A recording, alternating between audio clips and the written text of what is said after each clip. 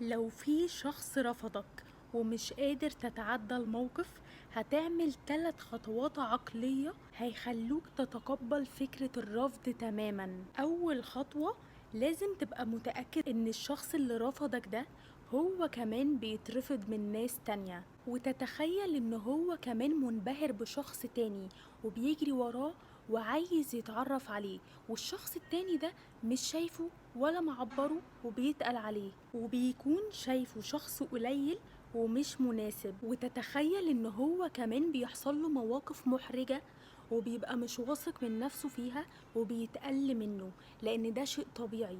كل شخص بيبص للي اعلى منه، وكل شخص بيحصل له مواقف اكبر منه. فساعتها لو انت ثقتك بنفسك كانت هنا، ساعتها هتبقى عليت وهتبقى هنا. لكن طول ما انت شايف صورته بانبهار، هتفضل شايف نفسك اقل وهتفضل شايفه هو شخص واو.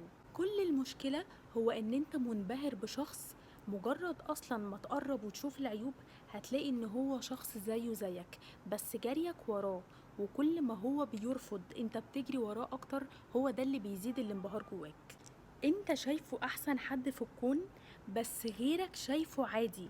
بصله بنظرة غيرك، هتلاقي ان هو عادي فعلا، وساعتها هتحس ان انت اعلى بكتير، لان انت هيأت لعقلك ان هو يشوفه بشكل بني ادم طبيعي. رقم 2، لازم عشان تتعدى فكرة الرفض لازم تبقى مؤمن جدا ان في حاجة اسمها رفض اصلا. بمعنى ان لو انت ملاك نازل من السماء، في ناس مش هتتقبلك حتى لو انت ملاك. هم يا سيدي مش عايزين ملاك، هم بيدوروا على شخص لعبي، فلما لقوك ملاك ومحترم ومش لاقيين الشخص ده منك، فساعتها لا ده مش مناسب معانا. فهنا انت الشخص المحترم اللي مفيش مشكلة فيه، والمشكلة منهم هم. رقم 3، ودي اهم حاجة، لازم تبقى عارف ان انت اللي متحكم في فكرة الرفض نفسها اللي حصلت منه.